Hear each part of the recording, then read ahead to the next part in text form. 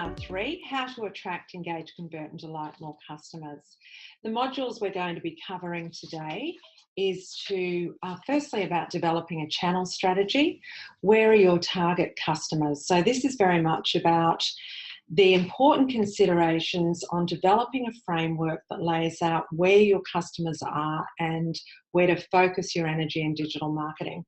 Secondly, it's about managing your online reputation. So tips for using recommendation platforms and your efforts there to really make it a positive in your business and a growth strategy in your business. And thirdly, understanding the value of content marketing and particularly blogging. We're going to focus a lot on blogging as a strategically important piece of your strategy and the benefits of that and how to do that. So moving into module 1, develop a channel strategy. Where are your target customers? What is a channel strategy? A channel strategy is a plan that identifies the best websites, social networks, apps on which to market your business, to move the consumer through that sales funnel, moving the consumer on a path to purchase with you. It's usually the simplest approach is a direct channel, and many businesses seek to be able to take the consumer directly to their business, not going through third-party channels, to be able to make that booking on your website or phone you to make that booking.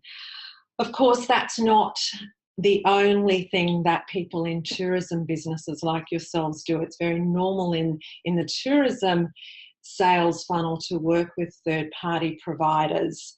But of course, that may seem to be a bit less palatable than direct because of the cost of doing that and, you know, the commission that you pay, which of course are the marketing costs that hopefully bring the benefit to businesses. But let's think about the pathways to purchase, that sales funnel that occurs. And, you know, we think about the sales funnel as being the wide part of that funnel is where you get the most people coming through, and then drilling down to that point where we engage them and convert them. So attract, engage and convert them to actually book with you. But let's look at that through a different lens that is tourism specific and the pathways to purchase.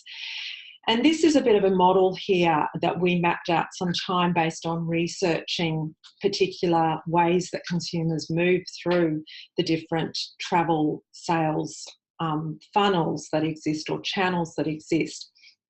And you can see here that consumers, that's really evolved over time, where we're seeing that social media has become a very influential channel for people to make decisions. And moving through also Google is predominantly popular for consumers, and most travel searches involve Google and Google search. Now they come through pathways either with third-party providers like TripAdvisor, Expedia, Booking.com, etc., Agoda.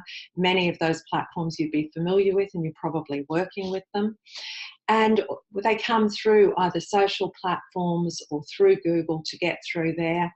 And also smaller online travel agents, visitor information centres, regional tourism organisations, where products will be listed. Now, of course, getting onto these, I'll just mention Australian Tourism Data Warehouse there as well. The ATDW is often the mechanism to get into these tier 2 or regionally based websites that can then direct the customer to the operator's website.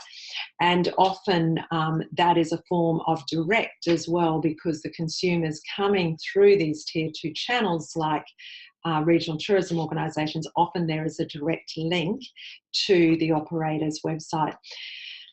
What's interesting in this space here, and I'm sure those of you who are distributing through these third-party booking channels, is that these channels are now, they invest an incredible amount of money in online advertising, in Google AdWords. You know that particularly for accommodation. You see how much they dominate that space at the top of the search. And they're also investing increasingly in social media and trying to attract the customer at that social media stage in the channel where they're seeing what their friends and family are doing, advertising on social media platforms. So they're starting to invest very heavily here as well. So it's just important, I think, to set the scene there, to think about, well, you know, what are the typical options in tourism when developing your strategy around different channels. Another really important thing to think about is balance. And this has been identified in research repeatedly, that a balanced strategy for channels is what's going to help you to have a more sustainable business. You know, don't want to have all of your eggs in the one basket.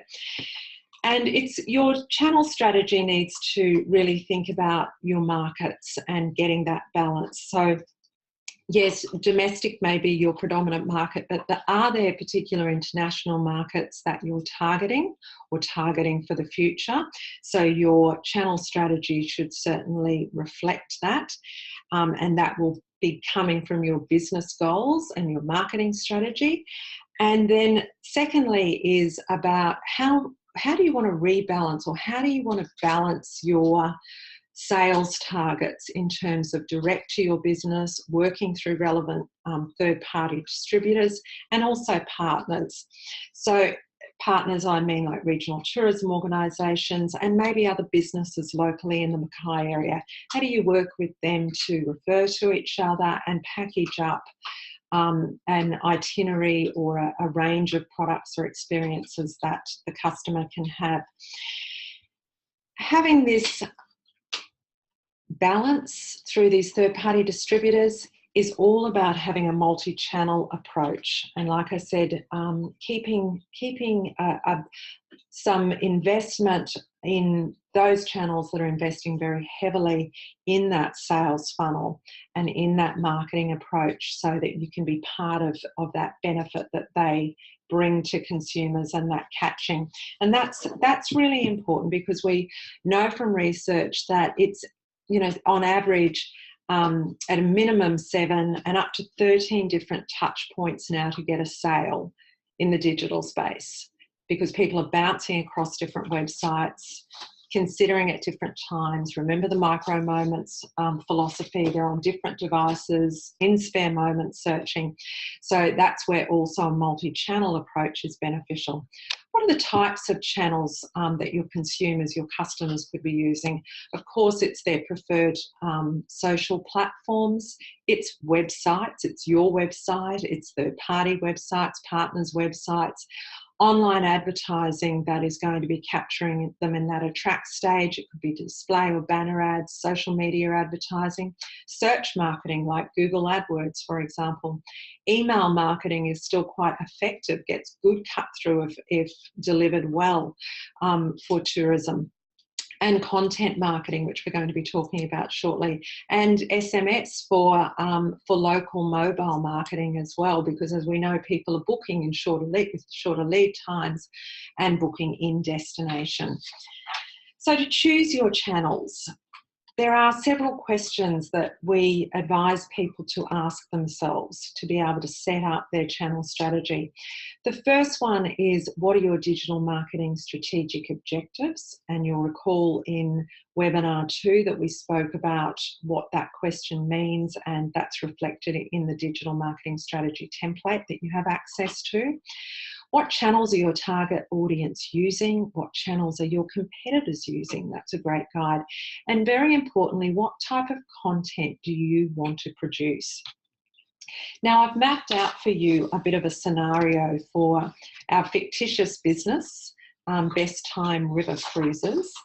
And I've done this just in a table format here, which you'll be able to refer to with the slides that are made available to you after the session.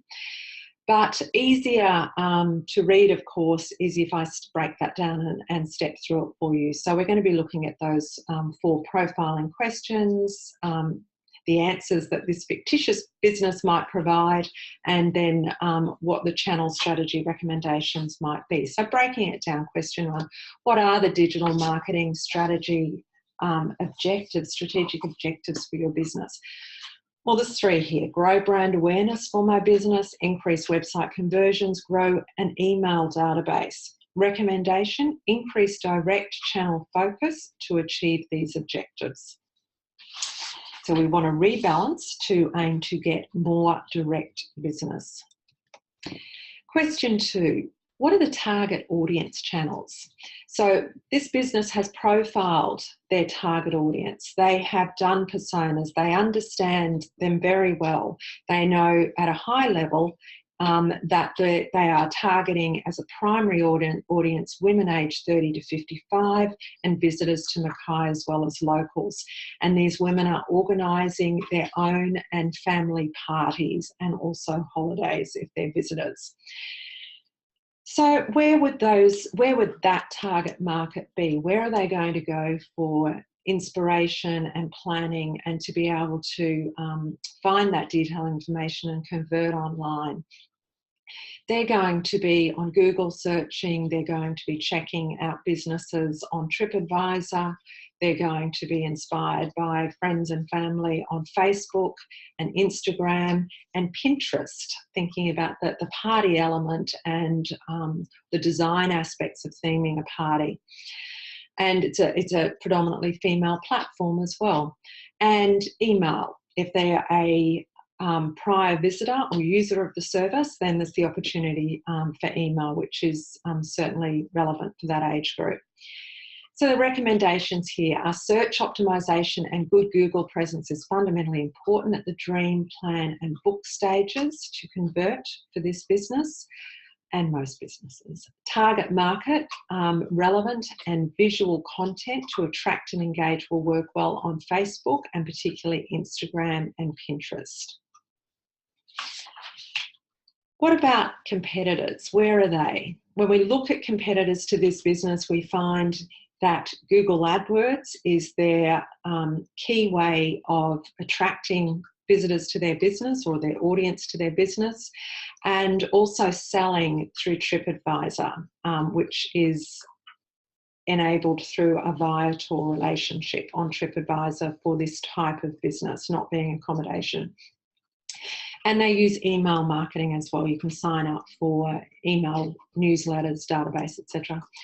So the recommendations. So competitors are mainly focused on conversion and leave opportunity for this business at the dream or attract phase to build awareness.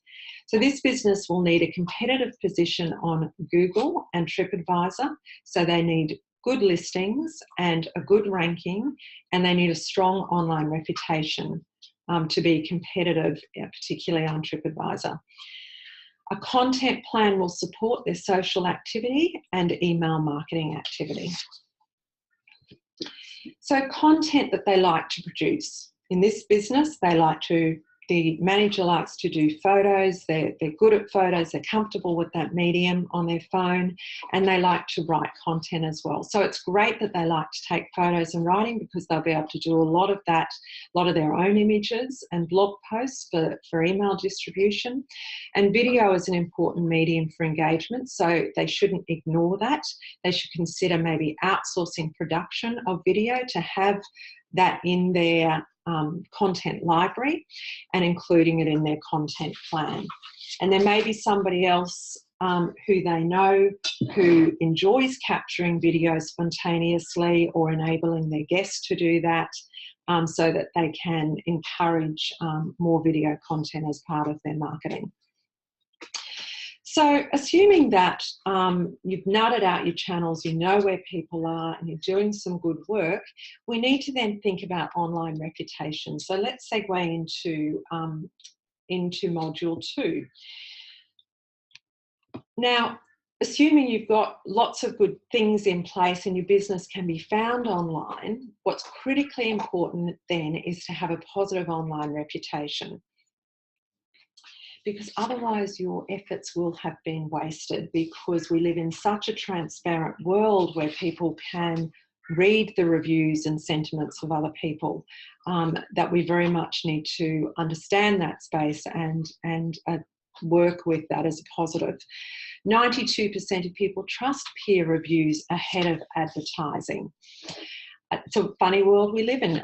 We're going to trust somebody from Germany who talks about a product that they've used ahead of what the business owner tells us about that product. The combination of social media and mobile technology has moved us into this incredibly spontaneous, feedback-driven marketing environment where people can instantly provide feedback, be that criticisms or compliments about a business. So to be successful in business today, you must adopt that same culture of transparency. And this is a very positive thing, because if you look at the large third-party distributors like Booking.com, for example, who are very effective at soliciting feedback from people after they've stayed at businesses where the booking has come through Booking.com, that's what those large third-party providers do.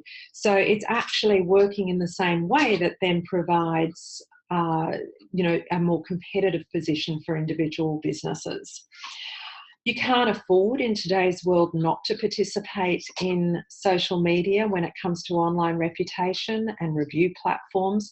And even if social media is, the number one focus is about having a really strong, positive online reputation, then that makes it worthwhile. Just a few statistics about review platforms. 70% of travellers look at up to 20 reviews in the planning phase, and 33% change their choice based on reviews that they read. 53% of consumers won't book a hotel with 0 reviews. And in 2012, the Cornell University in the States did a piece of research that showed that 11% price increase is what is possible for a business on TripAdvisor, where there were consistently 5-star reviews. So consumers are less price sensitive where there are consistently 5-star reviews. Of course, the types of booking or review platforms that are available now are changing, and we've seen a lot of growth of other types of platforms and reviews being placed on them, and I'm sure you'll see this in your own business. A lot more reviews starting to come through Google and Facebook, and of course for accommodation providers, Booking.com has become very important if you're listed with them. So something for you to think about is, what are the most important review platforms for your business, and how do you know? You probably know because you're asking your customers, or you have a review management process in place where you go out and ask them to do a review on their preferred channel, and you've come to engage with them on that. There are some online tools you can use to try to help you understand what people are saying about your business and what channels they're using. And there's quite a few of them out there, and I just thought I'd just mention a few here. So some of you may be using a product called Review Pro, and there are a couple of other types of products like that in the market, software products. So Review Pro is a system that allows you to manage reviews and see all of the analytics and sentiment and reviews that are coming through all of those platforms I mentioned before, including TripAdvisor. So it drives efficiency in managing reviews and gives you great analytics and insights into what the trend is about not only your business, but also similar businesses and what people are saying about them. Hootsuite. Some of you may be using Hootsuite for social media management. I think it's great for, and I've just clipped this from Tourism Tribe's Hootsuite account. And one of the things you can see is mentions. You can set it up to see any mentions about your business. which is a very easy platform. You can see Twitter, you can see Instagram, you can see Facebook, you can see LinkedIn. So it just puts it all in the one console. You can also use it as a social media management tool to be able to post as well. Google Alerts, that's great if people are doing media releases or there's web pages that mention your business, if there's been bloggers through that have written a blog post and your business is mentioned. You set up Google Alerts, which is really easy to do. You just type in Google Alerts and set up the keywords that you want to be notified of, and you'll get an email when it picks up one of those mentions. There's a tool called socialsearcher.com, and there's lots of other tools like that as well, and we've given you a link here to those at dreamgrow.com, free social media monitoring tools. An exercise you can do is to go to one of those tools or go to Social Searcher and put in Mackay or Serena or even your business name and see what is out there. It's just a good exercise to do to just see how prolific the conversations or mentions are about those keywords. Staying on the theme of online reputation, you may or may not be aware of the very famous video called United Breaks Guitars. It's done some years ago. It's had over 16 million views on YouTube, and Dave Carroll is a country and western musician, and his guitar got thrown around by United Airlines, and he wrote a song about it. They wouldn't pay any attention to his request for an apology. He just wanted an apology and compensation for the damage to his guitar. And they ignored that. But he wrote a song about it and it went viral. So it really demonstrates the power of social media and, interesting review material that people write. And I know myself, when I largely write positive reviews, but I had a really bad experience once and gave some constructive criticism. It wasn't in Australia, and in TripAdvisor, and it's got me in the top 10% of reviewers, not for my positive reviews, but for that negative review because so many people have read it. So if you haven't seen that, you can go to YouTube and search it, or go to davecarrollmusic.com. It's about 4 minutes video, so have a look at that. So what actually drives really a positive reputation online? Well, ultimately the experience and service are the drivers, because that's the authentic piece. That's what people really believe is what they've experienced. And a business that we use as an example, and they've worked their online reputation very hard and kept working on it every day over the last few years, treated it as a very important part of their marketing strategy. And that's a business called Witches Falls Cottages. And so I've just got a clip here of their presence on TripAdvisor. And you can see that they do very well. They've got 189 excellent reviews, 21 very good, which is fantastic. But I think what's really telling here is reviews. You've got this little word map here of the most popular words that have been mentioned in reviews. And you see Daniela, who is part of the husband and wife team that run this business, and she's mentioned in reviews, and I think that's a really great indicator of service and personal service. Of course, the analytics are useful in reviews as well, to be able to check that your target market are the ones who are engaging with reviews, and that you're on point for the target market that you're chasing. You can see here couples 190, English is the main language, a little bit of German. And those sorts of tools like Review Pro and others like that provide that kind of benefit as well, being able to see in entirety for all platforms the analytics and insights. One of the strategies they have adopted, which is best practice and recommended by TripAdvisor, is to respond to every review. And 78% of people, when surveyed, said that seeing management response to online reviews helped them believe that the business really cares about them as a customer. And certainly that's what this business does. And so congratulations to any of you who are doing that, responding to every review. And when you think about it, all those responses up there from you, it's all in the public domain. It's more marketing for you, and people can really see the type of business that you are and the type of service that you provide. So, review management strategies. Excellence in customer experience and customer service are the drivers. Encourage reviews on customers' preferred platforms. And there's methods for doing that. You know, some of you may have TripAdvisor business cards that you can apply for. I think you get 250 free, I think is the number.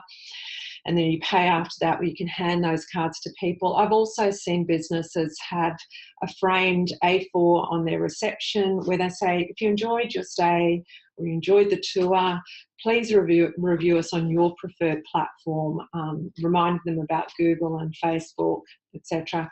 Emailing after the guest has left and providing links to your specific page on those different platforms. So that's about being proactive to gather that feedback. Always respond and use the opportunity to engage and promote. Yes, when you're responding to each review, you don't want to sound hackneyed and saying exactly the same thing every time, but incorporate words like when you visit us again, next time you're with us. If you recommend, you know, family and friends to come and see us, this is what will be happening in the future. This is what we can do for you. This is, you know, and give that incentive and information about what might be coming up. Might be a special event coming up in the future. Integrate reviews onto your website. That point of sale influence to get people to move through to that booking stage. That's where they really need to see that review, is just to confirm that, yes, this is a good business. I want to part with money for this business. There's more information about protecting your online reputation in that tutorial on Tourism Tribe. And another thing you can do is to plan your social media approach. That's also another proactive review management strategy, is getting planned in that way. And there'll be a webinar all about social media further on in the series. So when things don't quite go right, because every business has bad days, that's completely understandable. The recommended approach is to thank the reviewer, acknowledge the value of customer feedback, apologise, tailor the response according to your customer's experience, assure the guest that these problems are being addressed and how, and explain other service improvement projects that you have in train. Once again, on Tourism Tribe, you'll find a TripAdvisor tutorial that really lays this out for you. There's an exemplar response that TripAdvisor offer, which is the Stanford Plaza. And I think they've obviously followed this model really well. You know, first of all, they do thank the person for their review, and they acknowledge how important feedback is to their business. They apologise, and they really tailor that apology to the specific incident. So they're really acknowledging specifically what happened. They also then go on to talk about how it's being addressed, what they're doing, and what other improvement strategies they have in train. So this is all about being the noise of the lift where they were positioned, and they talk about that. So I think they really do follow the model. So that's a good example there for you. Of course, sleeping on your response or walking away, having a cup of coffee before you actually send it is a great idea too. So let's move on to module 3, which is quite a heavy module, which is about understanding the value of content marketing and also the value of blogging for your business. So what do we mean by content marketing? You hear the term a lot in today's world of marketing. And I'd like to just differentiate between different marketing terms that you may hear. First of all, digital marketing. So digital marketing is broad. It's about communicating via devices and technology, regardless of being online or not. So it's not just about being connected. It's also about apps that may have downloadable content sitting on them, or SMS marketing, for example. So you're not connected to the web when you can do this. Online marketing, in our terms, is simply about communicating online, but that also is often used to describe online advertising as well, like Google AdWords and social media marketing, for example. Content marketing, and looking at this definition from the Content Marketing Institute, strategic marketing approach focused on creating and distributing valuable, relevant and consistent content to attract and retain a clearly defined audience and ultimately to drive profitable customer action. And I think that's a very eloquent way of describing all of the things that we have been aiming to share advice on in this webinar series. But I'm going to offer you an even simpler definition, which is our definition at Tourism Tribe, and that is content marketing is giving your customers genuinely useful information. I like to keep things simple. So genuinely useful content, what does that look like? If you put in a search into Google in something you're interested in, so my search is travelling with dogs in southern Queensland, and I find this vlog about pet-friendly camping. So it's very specific, the topic, which we'll talk about as one of the tips to great content. But this blog is really useful. It's got engaging images, so it interests me straight away. It provided a really useful, helpful checklist to camping with dogs. And it's also provided recommended dog-friendly campgrounds. So that's really helpful. And very specific and useful. So if you can think to yourself, what's been some really great content, it might not necessarily be travel related, that you've come across in the past that you've really enjoyed, and thinking about that then as possibly an example of something that you could file away for the future in you know, what we might call a swipe file for ideas. What's some really helpful content that you've enjoyed that then you could consider to as a bit of a model for you for the future, and start to collect ideas about that. So I'd like to talk specifically about blogging. You know, it's interesting, a couple of years ago, we would not have recommended to small businesses that they should be creating blogs. But in this world that we're living in, where Google loves fresh content and really specific and relevant content, and that you're seen as an authority on that topic, it means that now there is value in small businesses blogging, and it is an important part of your content marketing strategy. So it is a central component of your content marketing efforts, and it's also a very efficient. It's an efficiency driver as well, because if you start with a blog as a content piece, then you then have lots of other little derivatives of that you can pull out of that, be they, you know, the images you've collected, some key pieces of advice that you can then use for social media. So it makes it a strategic marketing activity in your digital marketing strategy. And as I mentioned, very relevant in today's digital marketing world. It drives long-term results. You can't just write one blog and think, oh, well, that's great, you know, I've done a blog, and then 6 months later do another one, because it's that long-term benefit that's going to work for you, which means you need to commit to this for the long run as well. But it does really help in the long run, because that content, that blogging content, if it's great content, it's going to sit there for the long run, just like your web pages do. But Google loves it because it's fresh, there's new stuff coming. Blogging helps to drive traffic to your website. This is about direct. This is about a direct channel, being able to pull people onto your website. It helps convert traffic into leads, because you can add a lead generation, a call to action to every post, and you should do. And it helps establish thought leadership, also known as you're the authority. So you're an authority on your destination. You're an authority on the types of holidays that you know about in your destination. You're an authority on the types of topics that your target market is really interested in.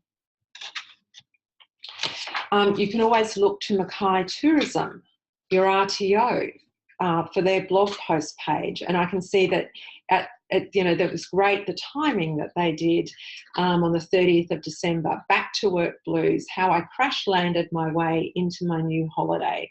So that timing, 30th of December, people are starting to think, oh, I have to go back to work next week. I've had a week off. That was great. How do I deal with that? So the timing was perfect, and they've come up with a really, interesting, provocative, get you thinking kind of heading, a catchy heading. And that's performed well, I think, with 718 hits to that so far compared to some of their other blog posts. Good thing is it's going to sit there and it will continue to perform well. And, the other thing you can do with blog posts is you can go and reinvent them as well. Like, that was a great thing. It worked well. How can I kind of spin that off into something a little bit different, but also, create fresh content out of it? So often we get asked, how do I start a blog post? Should I put it on my website? Where do I start with this? Can I just have a blog website? So just a few differences for you and the pros and cons of a free blog that's hosted on a free blog website or a self-hosted blog that's sitting on your website. So the pros of a free blog is that there are no initial startup costs. There's free programs like WordPress blog, blogger.com, for example. They're really easy to set up and maintain, and you don't have to have any website editing knowledge to do it. It's really easy to follow. The cons of a free blog is that you're not going to own that domain name, so it's not, your website, .blog or .news or /news. You're going to be reliant on theirs, and so it can appear without your domain name there. Like, it might be mackayholidays.blogspot.com, for example. It just doesn't look quite as professional. Free blogs appear also to offer a bit less control over the structure of the blog, so you've got to work to their templates and layout. Self-hosted, the pros of that is that you will have full control over the layout and structure of the blog. You'll also be able to control the search engine optimization of it and other features as well, the number of images you want to put with it, length of the blog post, the words you use. Setting up a blog post for your business where you control it, yes, a con is that you will have an investment to make at the beginning of it, but it's going to pay off for you in the long run. We think that's our recommendation, is to go with the self-hosted, because it is more professional and you will get more functions and more control over it. Anyone who's running a WordPress site presently, by way of example, it's not much of a stretch to go to setting up a blog. You'll probably see in the menu that you have posts there, which is what you'd use for your blog post. You might just need some help from your web developer to be able to get that up into the menu, either as blogs or as a news item on your menu, so that people can navigate to it from your main menu. As well, you obviously will use direct links to your blog post through social media, and you're sending out an email newsletter to your customer database. You'd link directly to it. Now, one of the most important things, if not the most important thing in writing blog posts, is the importance of your headline. And according to copyblogger.com, 8 out of 10 people will read your blog headline, but only 2 out of 10 will read the rest of the post. It's so important that some copywriters will tell you to spend half the total time you spend on your post writing your headline. So we say start with your headline first. So you make a promise about what the article's going to be about. You get the headline right, then it sets you up to think about the structure and the key points of your blog post and what's the key action you want them to take. Keep a swipe file. So when you see great headlines, great blog posts, keep a copy of that. Or if you come up with the idea, keep a copy of that. You can Keep that in the Trello board we introduced you to in the last webinar in the ideas column. You can just drag that URL that you found on the web into there, or you can just drop those ideas in there. You can also use tools like, I don't know if any of you are using Evernote, but we use Evernote as a cloud-based tool, very cost effective. And if there are more than, it might only be you who's doing this in your business, but if there's anybody else, you can also collaborate and share that as well. Just back on keeping a promise to your reader, this is another case where you've really got to put yourself in your customer's shoes and WIIFM, what's in it for me, and making sure that you've really got a lot of empathy with your target audience and what's going to interest them.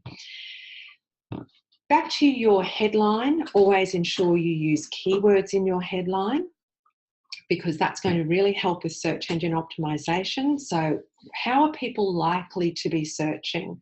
What sort of keywords will it be? Could it be where to fish in Mackay, for example? So make sure you're using those sorts of keywords that they would be putting into phrases or questions on Google, but still very much right for humans, not for search engines. So make sure that, yes, you can mention those keywords again, and you should a couple of times in your actual blog post, but make sure you're very much writing for humans and that it's an enjoyable reading experience. There is a recommended hint here, and this comes from written.com, is the 4 U's formula for headline writing. So give it a sense of urgency. So, for example, 12 simple tips to reduce your website's bounce rate today. Read this before you book your next holiday, those sorts of things, bringing in that sense of timing and urgency into your headlines.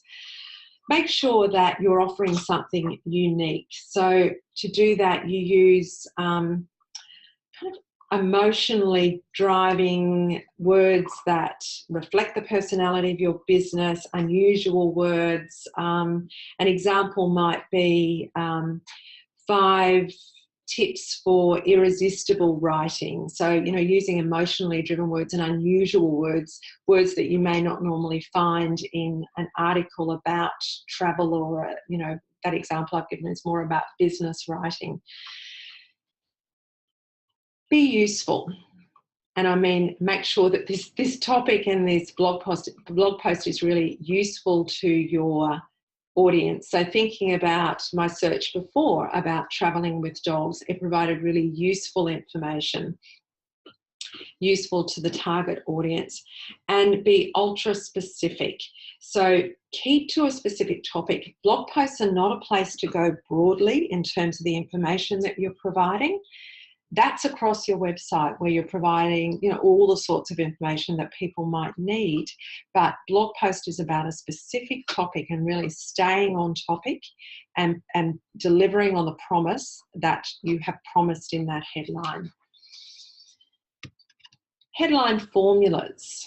And here are some, examples for you of some sorts of, the way to structure headline formulas. So the first one, how to, the task, that will do that. So how to plan a holiday that will keep your kids really busy. So what's the benefit that comes from that? Third one, who else wants to fill in the blank? Have the most relaxing holiday they can have in Mackay, for example. So there's a number of them there. You would have heard of the book, but also it's a great headline, whether it's a book, whether it's a blog post, How to Win Friends and Influence People. So really catchy, providing what the benefit is, what the what is, but then what the benefit is. Who else wants more fun and less stress on a holiday with their family? That's another example. Now, practicing writing these headlines is great, but you're obviously, not going to sit down and just practice writing headlines. You never know, good thing to do in the ads if you're watching TV. But what you can do to know whether you're on the right track is to actually test it. And there's a great tool you can use, put out by the Advanced Marketing Institute, called Headline Analyzer. and we've provided the URL there. And you can go in there, you can type the headline in, and it will give you a score and tell you if you want to aim for over 30%. Really great headlines have between 30 and 50% of emotive words. They sort of have an emotive index. So that's a great exercise for you to do. And I'd suggest that as a great writing exercise for you is to write your own killer blog headline, that killer headline that really catch you on, and to test it in the headline analyzer tool. So you've got your headline nailed. Now, how to write a blog post. Now, look, according to HubSpot, which is a great resource that you can use for online marketing, according to HubSpot, just like we keep saying, understand your audience really well, select your topic and write your headline. Write a captivating intro that hooks your reader, organise your content, so write an outline of the content. I'm going to give you a bit of an outline formula in a moment. Write it, edit, proofread, format, choose some great images. Ensure you place a call to action at the end. So give them somewhere to go. What do they want to do? Is it sign up for your email newsletter so that they can stay informed of these things? Check out some other articles that relate to it to keep them on your website and build that loyalty. Give them the sharing option so that they can share that article and provide feedback to you as well. So they're all calls to action that you can incorporate. Don't forget on-page search optimization. That's very important as well. Out of 100 high-ranking blog posts, these were some of the attributes of it, that they had an average of over 1,100 words. They contained quotes. They had social buttons for sharing. They allowed comments on the blog post. They had an embedded video. Each article had an average of 3 images and 9.9 links, or say 10 links. The average title length was 51 characters, so not too long. So that's probably about 5 to 7 words. 11%, the topic was answering a question, which is really smart because that's what people are doing when they're searching in Google. They're asking questions. 45%, the topic was a numbered list. So 5 ways to do this, 5 secrets for where to fish in Mackay. 35%, the topic was a helpful guide or a how-to. So there's some clues for you again on the types of things you could be writing about. Remember, you are an expert on holidaying in Mackay and the things you can do, locals on weekends in Mackay, visitors to Mackay. You know how to enjoy your destination, so you don't have to just write about your business. And there could also be particular special interest groups that are in your target market that you share that special interest. That's another theme for you to follow. So structure of a blog post, catchy headline, awesome picture. Introduction, this is where you tell them what this article is about. This is what you tell them what you're going to tell them. The lead-in, setting the scene. So just setting the scene, a small paragraph on, to lead in to your main points. Then you've got your main points. That's the main body of the story. The conclusion. This is where you tell them in a wrap-up what you told them. Feedback invitation, so giving them the opportunity to provide feedback or comments. And then also links to related posts and social sharing. Sorry, the comments can be at the bottom. So feedback is, did you like it? Did you find it helpful? And then related posts, comments to that, and also the ability to share. Talking about the length of blog posts, because there's a fair amount of contention around this. I've seen articles that recommend 300 words. I've seen articles that recommend 2,000 words. And as mentioned before, the top 100 statistics I provided before, it was over 1,000 words for the top 100 ranking blog posts. Just by way as a bit of a indicator, the average web page that ranks on the first page of Google has over 2,000 words. So this is this world we live in right now, with this abundance of information that people can find on Google, that Google is acknowledging and appreciating the value of content. Of course, it all has to be relevant, not words for words' sakes, but certainly keeping that relevant. But don't feel shy about writing 1,000 words in a blog post, providing it's relevant, on point, and good for your target audience. How does it drive? Why is it important for driving leads? Digital marketing experts are increasingly using it as a lead driver. And these statistics show us that on a new leads index, so whether that is about increase in leads, but whatever index has been set there, that you can see that it really starts to lift at this 51 to 100 published blog posts. So published blog posts on the bottom here. I know that sounds like a lot for a business, but if you made a commitment to this over a 2 to 3 year period, and you were able to generate 1 to 2 blog posts a month, even one a month, you'd be on your way to having, a great arsenal of blog posts out there and available. So just starting to wrap it up now, I'd just like to reflect on the key takeouts of webinar 3. So when prioritising digital channels, ensure your choices support your digital marketing strategic objectives. So make sure that linkage is there and you've brought those two things together. Develop a balanced portfolio of distribution channels to build sustainability. Choose channels to focus on that are most preferred by your target customers, and focus your efforts around the content you enjoy creating. Make it enjoyable for yourself. You don't want this to be a pain. You want it to be fun.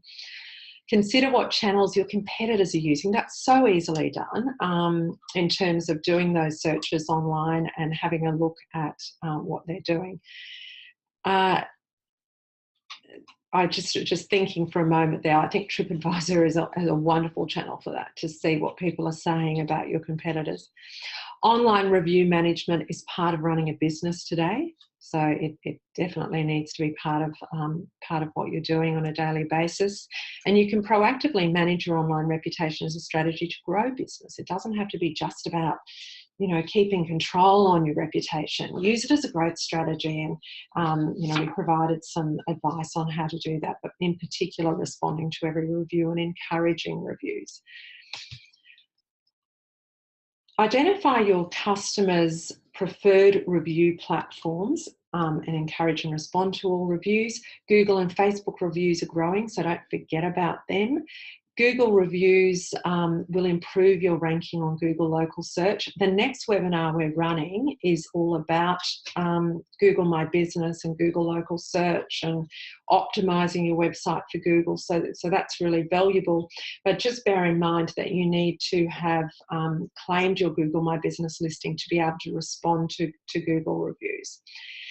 Excellence in experience and service delivery is the #1 success factor for positive reviews, and you see that all the time online.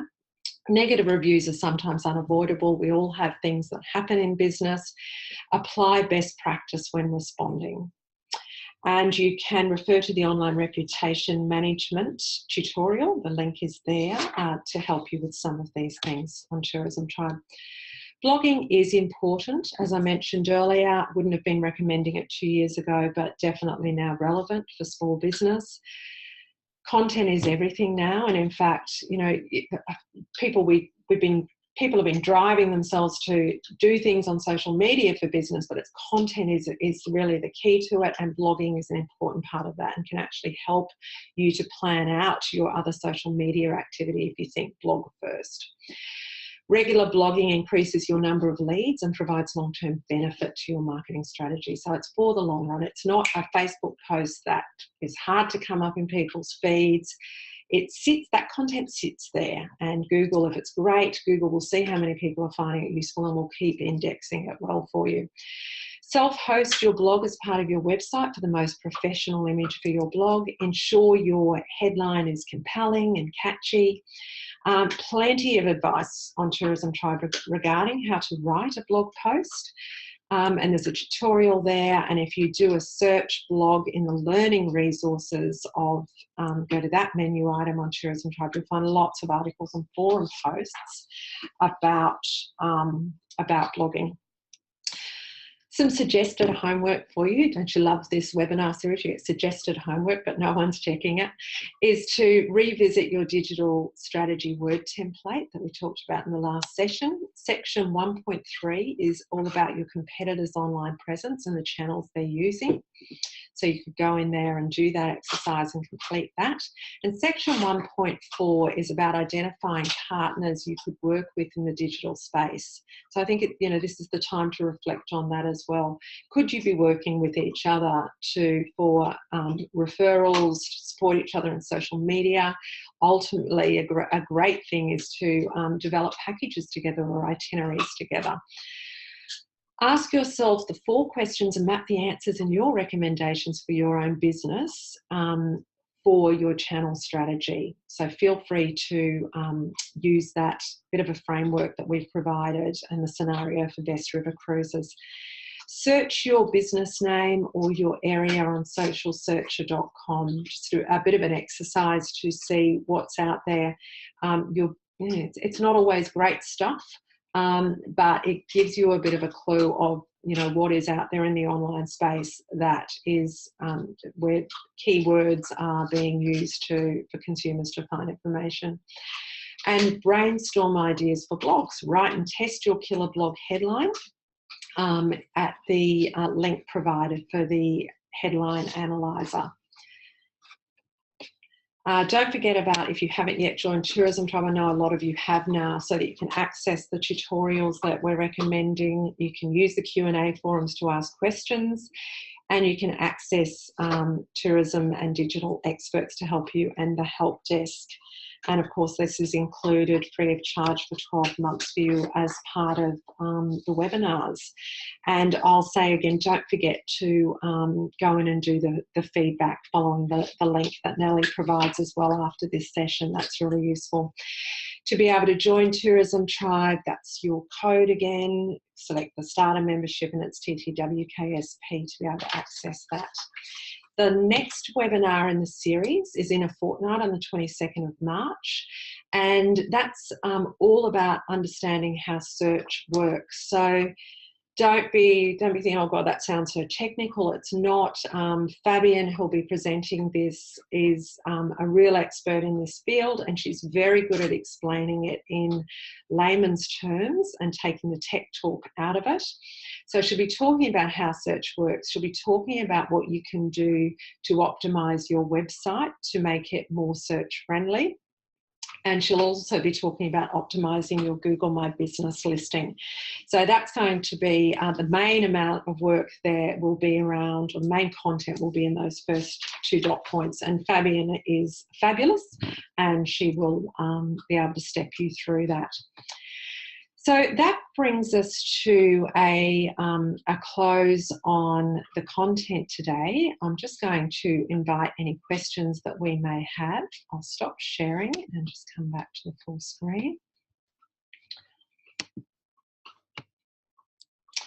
So Renee has asked, how frequently should you blog to ensure consistency, and where do you set up your blog? Sorry, I've never done blogging or seen anyone blog before. So thank you, Renee. I recognise you asked that question 8 minutes into the webinar, and then I went on to do those things, to talk about those things. But just to recap on that, look, in our business, for Tourism Tribe, we put a lot of effort into blogging, and Wendy, who does all of the customer service and coordinates the content for Tourism Tribe, is either writing an article herself every week and or having experts write it.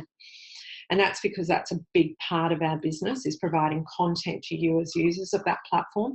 But if I were running a small tourism business, I would say at a minimum once a month, and be consistent with that. If you can afford to do it twice a month, that would be awesome. But consistency is the key, and I'm glad you raised that, Renee, about consistency. And setting up your blog is have a chat to it depends what website platform you're using and how easy it would be to turn a blog on for your own website. That would be the preferred way of doing it, so that you can have that really professional look. You have it nicely integrated into your website, up on your main menu item, and you've got the control over the layout, search engine optimization for it. Secondary approach, if that's not feasible for your website, is to just do a search on, there's blogspot.com, there's like a WordPress blogging website just for blogging. So you can link it from your website. They're very economical. Sometimes there's a small fee, there's even free ones. So that's a secondary measure for you to be able to do that. But I'd recommend you have a chat to your web developer and see what would be involved. Second question is from Glennis. All of this tutorial available through Tourism Tribe slide by slide, or just the overview? Is all of this tutorial available through Tourism Tribe slide by slide, or just the overview? Not exactly sure what you mean by that, Glennis, but if I can say that these webinars are ancillary or complementary to Tourism Tribe. So these have been developed and programmed specifically with Mackay Tourism, focusing on the topics that they felt would be the most relevant to the membership. And when I put links into tutorials on Tourism Tribe, they are relevant to the content I've presented. However, if you go to Tourism Tribe and go to learning resources, and I can certainly pop in there in a second, show you, you will see that all of those tutorials are available in there. So if I just go to share my screen again,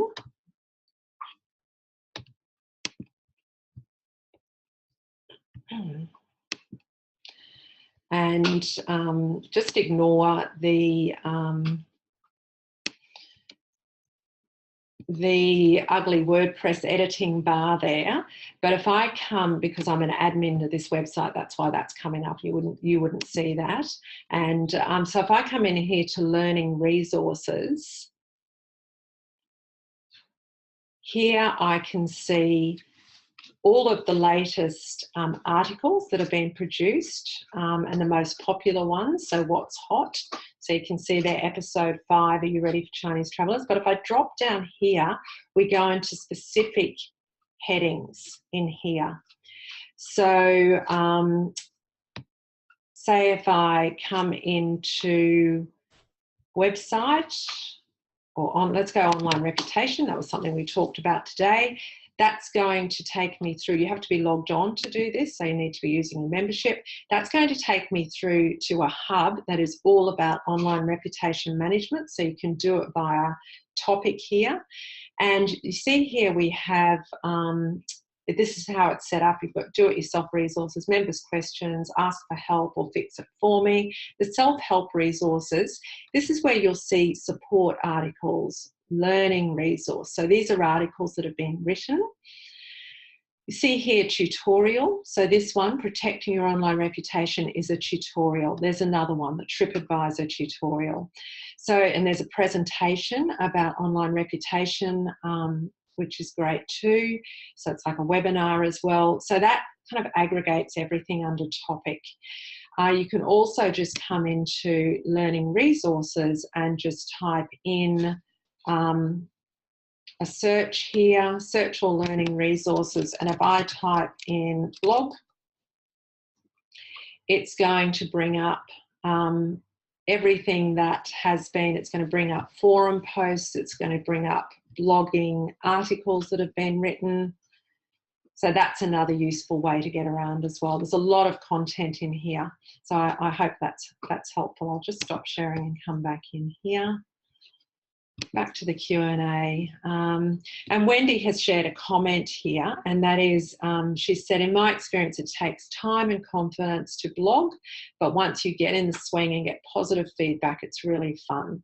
So Wendy, who's on the online chat on Tourism Tribe, I'm sure she'd be more than happy to chat with you, to share with you a bit about her experience, and maybe she could, you know, bounce some ideas or ask some questions in the forum on Tourism Tribe.